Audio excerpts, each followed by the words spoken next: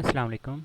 बेटा यहाँ पे क्वेश्चन है कि आपके पास एग्जांपल गिवन है AlF3 का, और वो आपसे कहता है कि इसके अंदर कंटेन 3 × 10⁻24 फ्लोराइड आयन मौजूद हैं। आपने ये बताना है कि the number of formula units in this sample is. बच्चे क्वेश्चन है स्टिशियोमेट्री से जब भी क्वेश्चन आता है बहुत आसान होता है। अगर आप क्वेश्चन की सेंस को समझ आते हैं ना, यहाँ पे मुश्किल काम है सिर्फ क्वेश्चन की सेंस को समझना। जब आप क्वेश्चन की सेंस को समझ जाएंगे, आप क्वेश्चन को फिल फॉर आंसर करेंगे। और स्टिशियोमेट्री का बहुत ही बुनियादी रूल ये होता है कि आपको उसकी बैलेंस केमिकल इक्वेशन का इल्म होना चाहिए। अब बैलेंस केमिकल इक्वेशन जब पता होगी तो आप उससे बहुत सारी चीज़ें जो हैं वो सॉल्व कर सकते हैं। जो भी चीज़ आपसे पूछी गई होगी, अगर आपको बैलेंस केमिकल इक्वेशन पता है तो आप लोग वो फौरी तौर पे बता सकते हैं, अदरवाइज चीज़ों के बारे में नहीं बता सकते। अब यहाँ पे उसने हमें एग्जांपल दिया हुआ है AlF3 का, तो AlF3 के बाद वो हमें कहता है कि हमारे पास फ्लोराइड आइंस के बारे में वो बात कर रहा है। मीन टू से हमें फ्लोराइड आयन कब हासिल होंगे या एलुमिनियम आयन इससे कब हासिल होंगे, जब हम लोग इसको डिसोसिएट करेंगे। और जब हम लोग इसको डिसोसिएट करेंगे तो हमारे पास Al+3 बनेगा, और साथ में हमारे पास जो है वो 3 फ्लोराइड आयन बनेंगे। ये हमारे पास इसकी बैलेंस केमिकल इक्वेशन है। इस चीज़ के बारे में जब आपको बैलेंस केमिकल इक्वेशन के बारे में इल्म होगा तो आप फौरी तौर पर चीज़ों को आंसर करने के काबिल होंगे।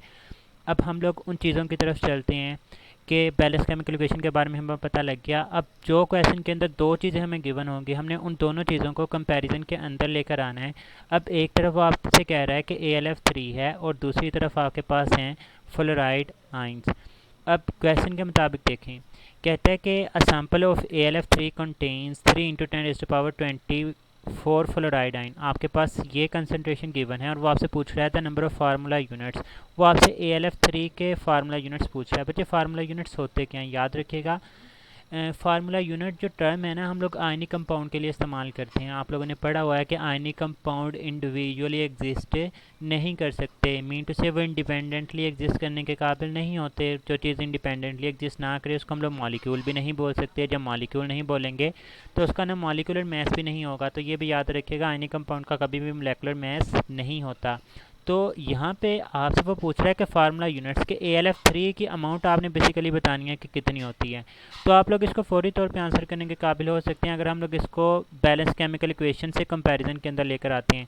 अब यहाँ पे देखें कि अगर आपके पास AlF3 का 1 मोल मौजूद था तो फिर आपके पास फ्लोराइड आयन के यहाँ पे कितने मोल्स बन रहे थे according to balance chemical equation.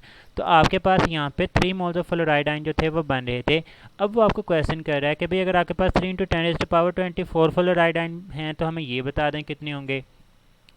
तो अगर एक था AlF3 तो 3 गुना फ्लोराइड आयन बन रहे थे। तो अगर 3 × 10⁻24 है तो फिर इसका ज़ाहरी मतलब यही होगा कि हमारे पास 1 × 10⁻24 जो है वो AlF3 मौजूद होंगे। अगर ऐसा नहीं होता तो आप लोग इसको क्रॉस मल्टीप्लाई भी कर सकते हैं। 3 × 10⁻24 को 1 से आप लोग मल्टीप्लाई कर देंगे और 3 को जो है वो x से मल्टीप्लाई करेंगे तो हमारे पास 3x आ जाएगा। और यहाँ पे जो x है it will be equal to 3 × 10⁻24 divided by 3। तो ये 3 से 3 कैंसिल हो जाएगा। पीछे आपके पास जो राइट ऑप्शन है वो हमारे पास यहाँ पे 4 ही जो है वो देखने को मिलेगा।